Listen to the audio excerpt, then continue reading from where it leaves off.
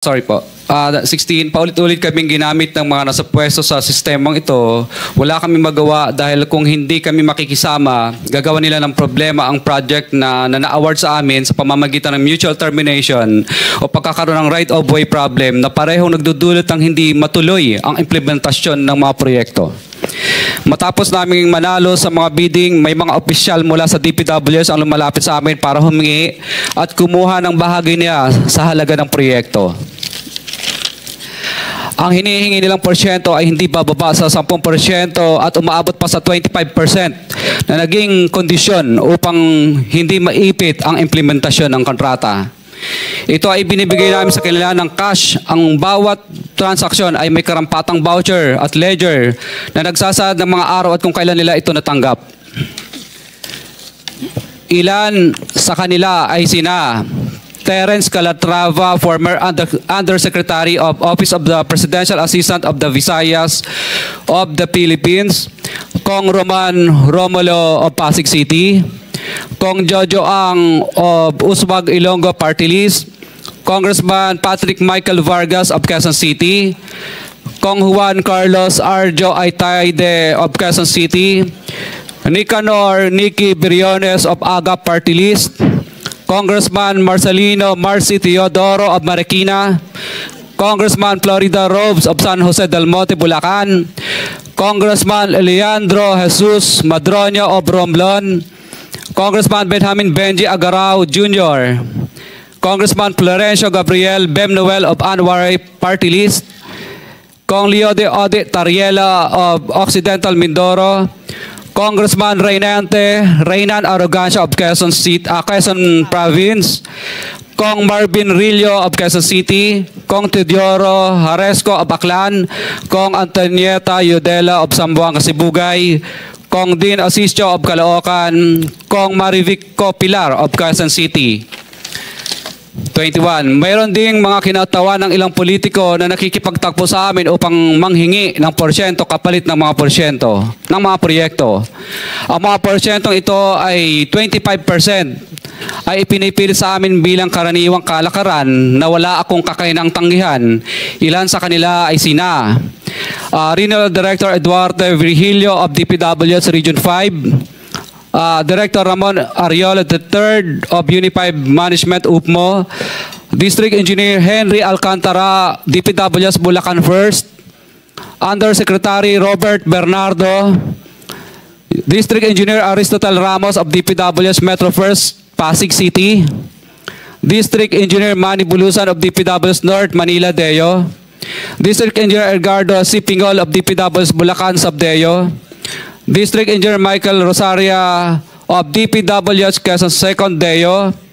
Karamihan sa mga kawani ng DPWs na nabanggit sa itaas ay paulit-ulit na binabanggit ang delivery ng pera ay para sa kay Saldico na dapat at least 25%. Si Kong Marvin Rillo naman ay ilang beses na binabanggit ang pangalan ni Speaker Martin Romualdez bilang kanyang malapit na kaibigan. 25.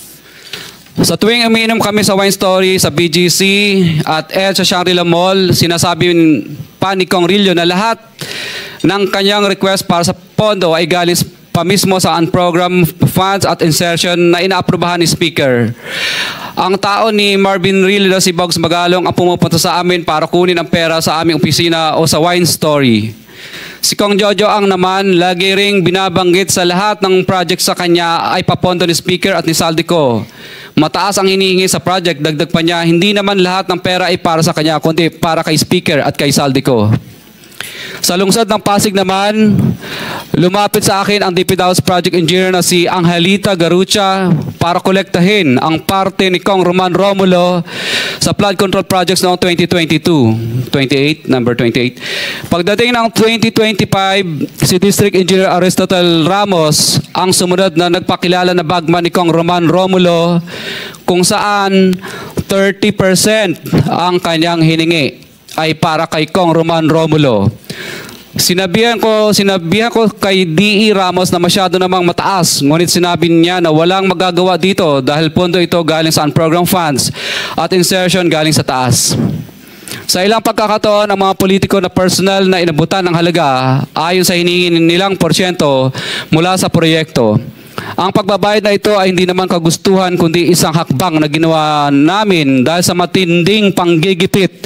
Ilan sa kanila ay sina Kong Antonieta Yudela kasama ang kanyang asawa, Kong Marvin Rillo of Quezon City, Kong Nikki Briones of Aga Party List, Arturo N. Atayde, ama ni Kong Arjo Atayde, Kong Florencio Gabriel Bem Noel of Anwaray Party List, Kong Eliandro Jesus Madroño of Romblon, Kong Benjamin Benji Agarao Jr. Bagamat naging matinding pagsubok ang kabawasan ng pondo na nakalaan sa proyekto, pilit at matapat naming sinusunod ang bawat espesifikasyon na nakasaad sa Program of Works na nakasaad sa proyekto ng DPWH. Nakakasiguro kami na nagawa namin ng maayos at matapat ang bahagi o phase ng proyekto na na-award sa amin.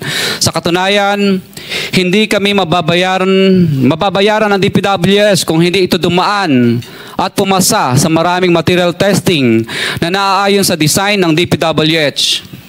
Ina-assess at ini-inspect ng DPWH ang bawat proyekto base sa natapos na parte o accomplishment. Napilitan kami na i-absorb ang kabawasan na ito na nagdudulot ng maliit na kita o pagkalugi sa ilang projects.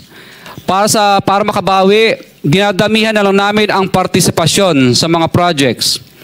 Taliwas sa mga lumalabas na may mga impormasyon sa publiko, hindi kailanman kami gumawa ng ghost projects. At masugid kaming nag-i-inspect sa lahat ng aming mga natapos na projects. Handa po kaming tumistigo ng walang pilit at kusang loob bilang state witness at sabihin ang lahat ng nangyayaring katiwalaan ng Kamara, DPWH at iba pang mga kawani ng gobyerno upang gawin ang tama. Kami ay lubos na humihingi ng tulong sa Senate Blue Ribbon Committee na pinamumunuan ng buting Chairman Senator Dante Marcoleta at kay President Bongbong Marcos para sa proteksyon at seguridad ng aming pamilya. Ang salaysay na ito ay kusang loob namin ginawa at walang sino mang pumilit na gawin ito. Sa katotohanan ng lahat ay nilagdaan namin ang salaysay na ito ng kusang loob at walang pumipilit.